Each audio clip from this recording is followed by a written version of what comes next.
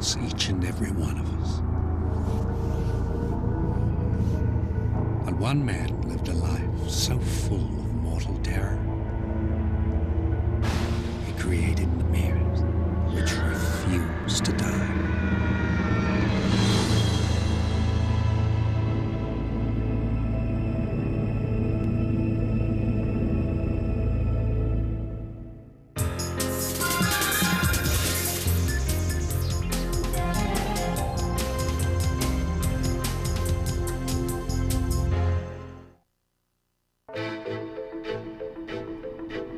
Edgar Allan Poe dug into his own soul to write about the horror that touches each and every one of us. He created a Bible of fear. Fear is the great black cup of coffee to human existence. If you have fear, then you're aware that you are vulnerable and you can do something about it, perhaps. If you don't have fear, you're going to walk out in front of the saber-toothed tiger or in front of the Mack truck and not be around for very long. Edgar Allan Poe is the most psychological writer that ever lived. Yeah.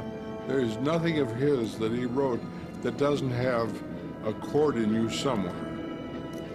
He has a tuning fork and he hits it and your whole soul vibrates. Edgar Allan Poe's tales of terror were born out of a life filled with tragedy. And he used his suffering to create some of the most potent horror stories ever written.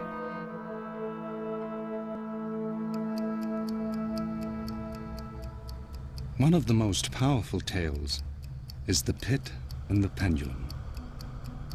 It is Poe's greatest portrait of mortal terror. A political prisoner of the Inquisition lies alone in a dungeon.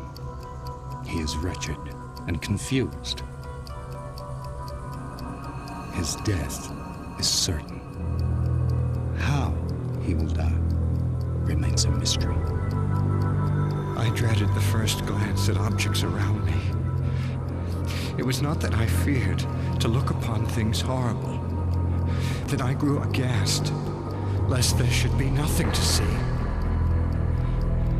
The intensity of the darkness seemed to oppress and stifle me. The terror in The Pit and the Pendulum is, as he says, not that there might be something to see, but that there is nothing to see. And I think that the Pit and the Pendulum is so awful and such a great representation of utter terror because it is a portrayal of what would happen if you had no stimulation, nothing. Then your mind would take over, and the mind would create monsters far more gruesome than anything that the Inquisition could possibly invent. The victim feels his way through the darkness and stumbles. A fathomless pit filled with unimaginable horrors lies before him. He barely holds its grasp.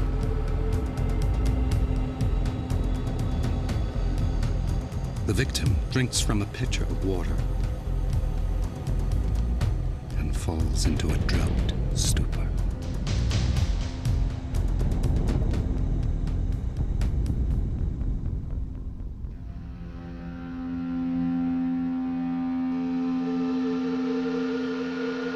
When he awakens, he's bound head to toe.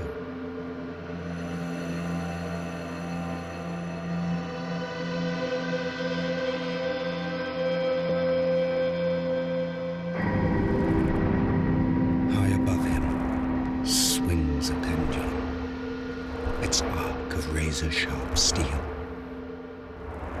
With each sweep, it slowly descends, its blade coming ever closer to his heart. You have this overwhelming force coming towards the body, a blade. Blades are so frequently used in horror films because they are specifically about opening that little thin case of the human body. It is also a vast or huge symbol of a clock itself. So it's like your own death moving towards you, which is something we all are aware of. I counted the rushing vibrations of the steel. Inch by inch.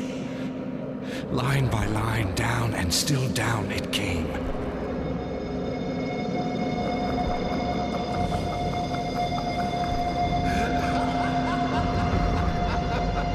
I grew frantically mad and struggled to force myself upward against the sweep of the fearful scimitar.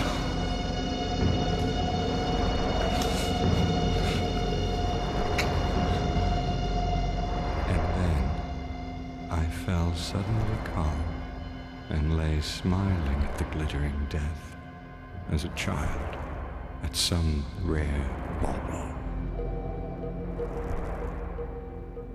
With the blade inches from his chest, the victim sees a ray of hope. It appears in the form of a rat.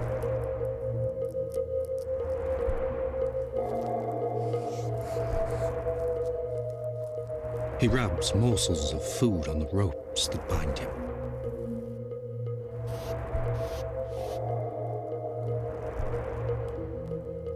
The rats begin to gnaw. They writhed upon my throat. Their cold lips sought my own. The rats chew through the ropes.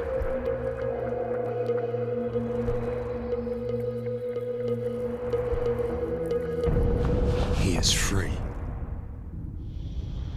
But before he can catch his breath, his cell assumes a ghastly glow. The walls and ceilings are on fire, forcing him toward the dreaded pit.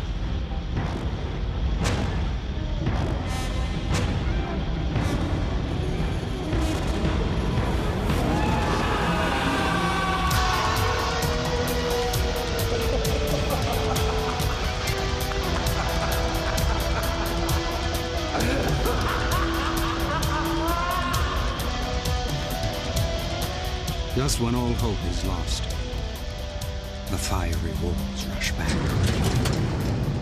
The prisoner is liberated. His jailers are overthrown. So you can imagine that maybe he was sleeping and he's awakening from a dream.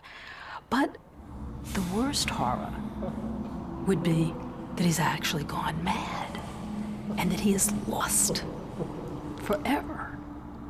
Because the awakening could be really the fall into the abyss. This story expresses in the most graphic and direct ways the most profound human anxieties about all of those forces that threaten us that could possibly lead to our annihilation. It's a cornucopia of frightening images. In some ways, it's a sort of tour de force. It seems as if Poe, in this one story, wants to pull out all the stops to see if he can invent or bring into play as many frightening devices as he can possibly imagine. It's a psychic overload. Poe's tales of terror have been read by millions, but his fears were very much his own. Edgar Poe was born in 1809 to David and Eliza Poe, traveling actors. His mother was one of the best-known actors on the American stage, but the family lived in poverty. When Edgar was 2, his alcoholic father abandoned the family. His mother, Eliza, was left with nothing but the 2 children. Poverty took its toll. Young Eliza came down with tuberculosis, and after a lengthy disease, she died. Eliza Poe was just 24.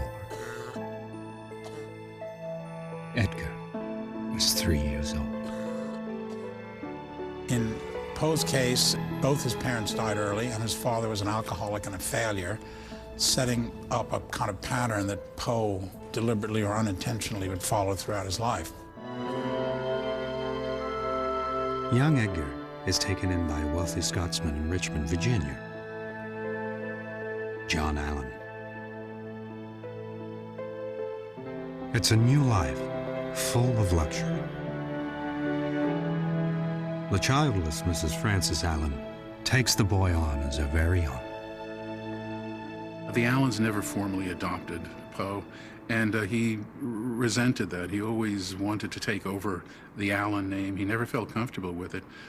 We call him Edgar Allan Poe, but he only went so far as to call himself Edgar A. Poe. I mean, suggesting that he both wanted the name, but really felt that it didn't belong to him.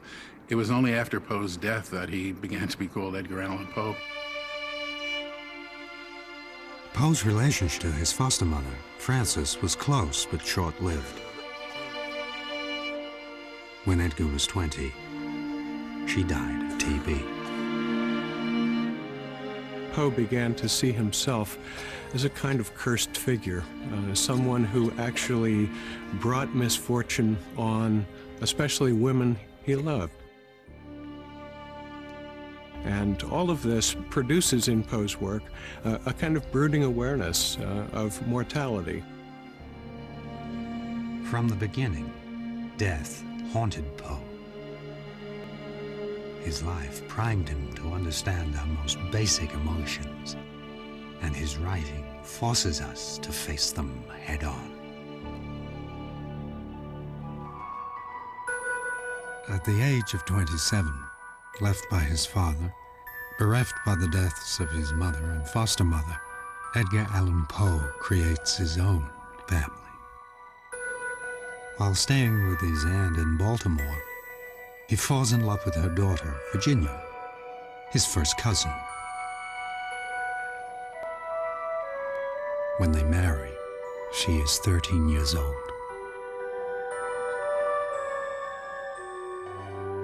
Poe worked as a critic and editor to support his new family, but his scathing reviews and erratic behavior created crisis after crisis.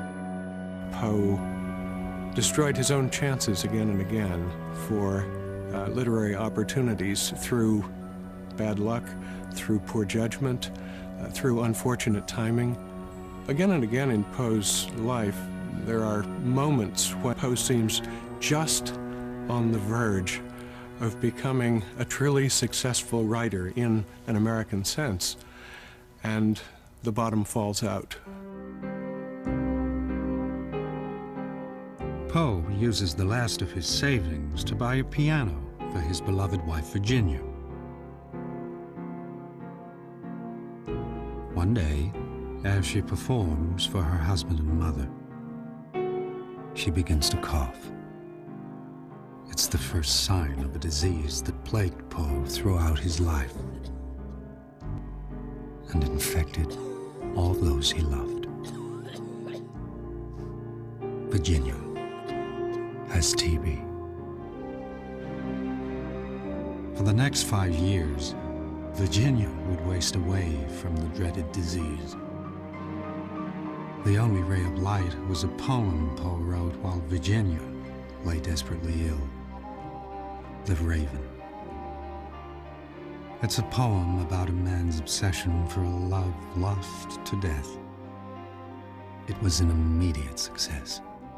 The Raven was the first really big hit. It was something like, you know, the Beatles' first song or something. It was enormously catchy.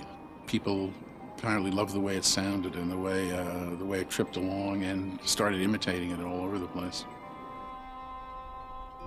Today, Poe's very name has become synonymous with the Raven.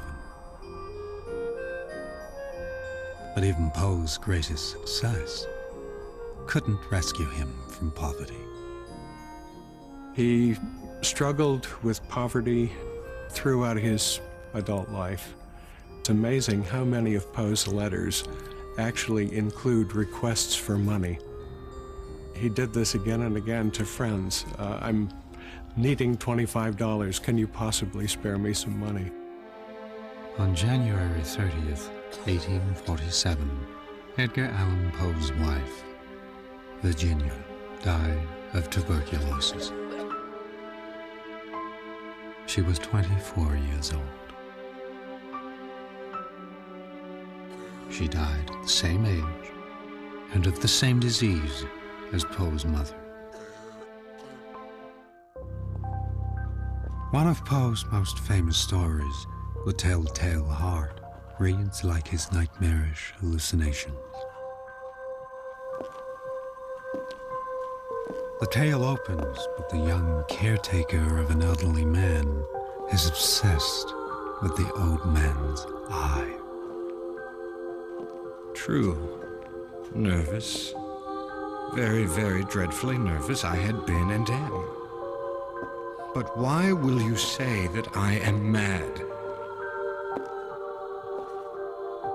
It is impossible to say how first the idea entered my brain, but once conceived, it haunted me day and night.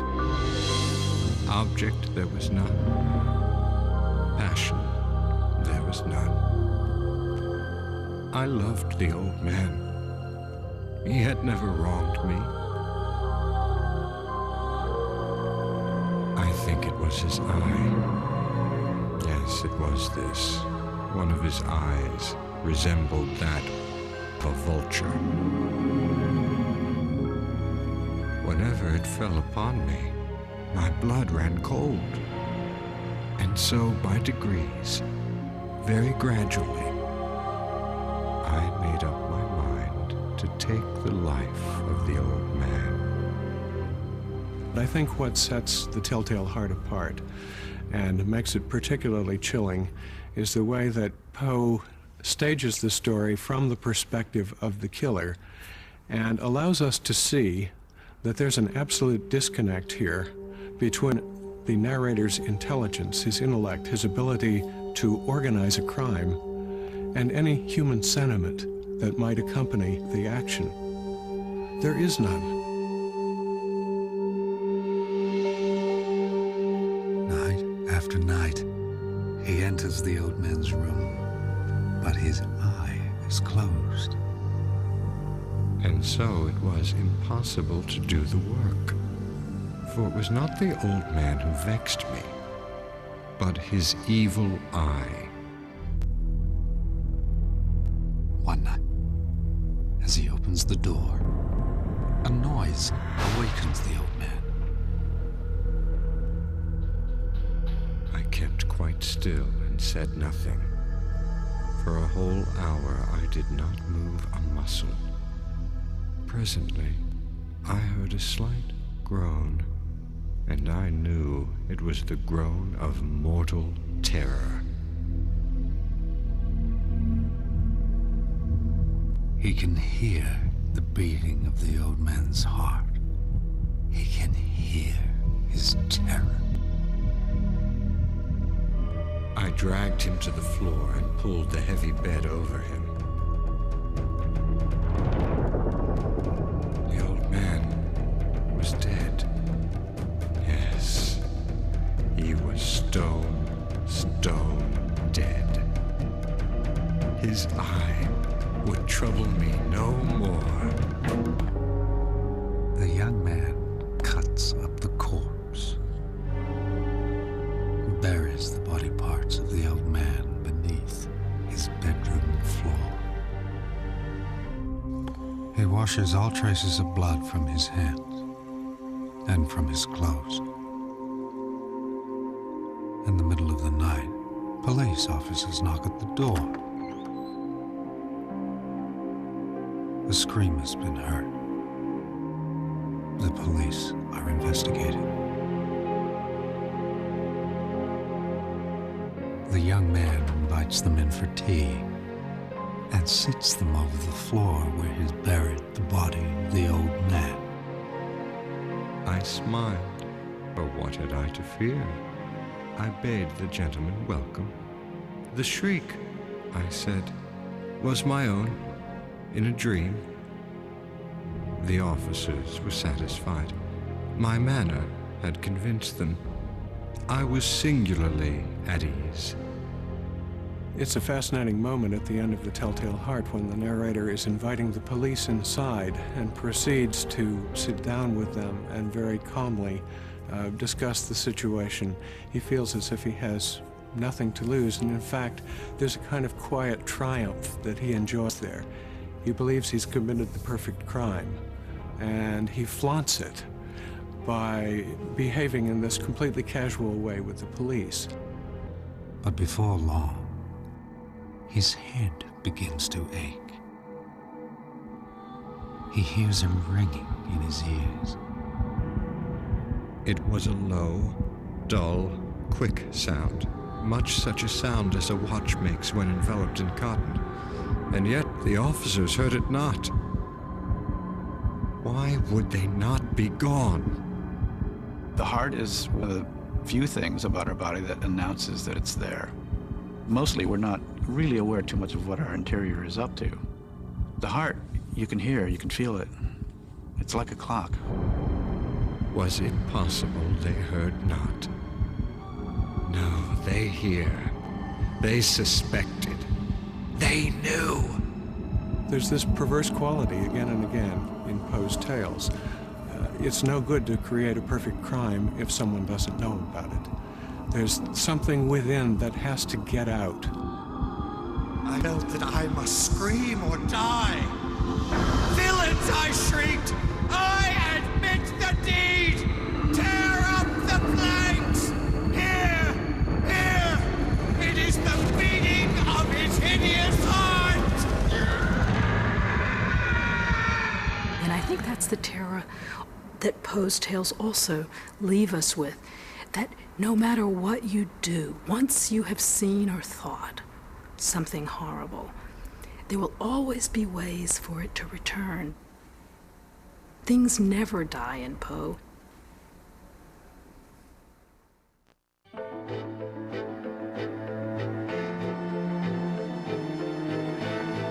Keep watching.